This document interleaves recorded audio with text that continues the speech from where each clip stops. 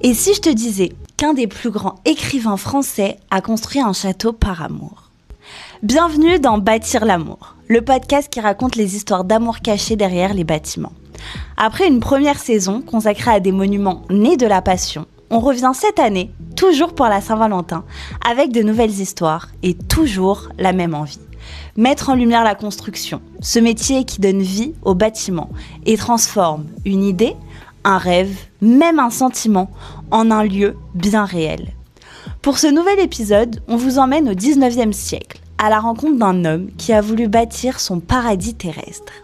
En 1844, Alexandre Dumas est au sommet de sa gloire. Ses romans sont lus partout. Le succès est immense, mais Paris est beaucoup trop bruyant et trop agité pour lui. Et pour écrire, Dumas a besoin de calme, de nature, d'espace. Alors, il cherche un lieu à lui, un endroit où il pourra aimer, recevoir et créer.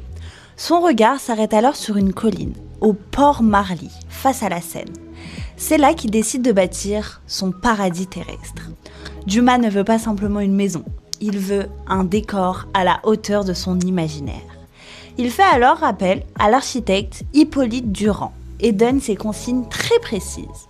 Il imagine un château Renaissance, entièrement sculpté, où la pierre devient un langage. Sur les façades, des motifs floraux, des anges, des instruments de musique, des armes et même des animaux étranges comme sortis de ses romans. Au-dessus de chaque fenêtre, les portraits des grands écrivains dramatiques de toutes les époques. Et au-dessus de la porte d'entrée, Alexandre Dumas lui-même. À l'intérieur, chaque espace a son caractère. Au premier étage, une pièce attire tout de suite l'attention. Un salon mauresque. Les murs sont richement décorés, avec des motifs sculptés à la main réalisés par des artisans venus de Tunisie. Juste en face du château principal, Dumas fait construire un petit castel néo-gothique en tout rideau, le château d'If, qui deviendra plus tard son cabinet de travail, là où il s'enferme pendant des heures pour écrire loin du monde. Sur ses façades, les titres de ses œuvres et les visages de ses héros sont gravés dans la pierre.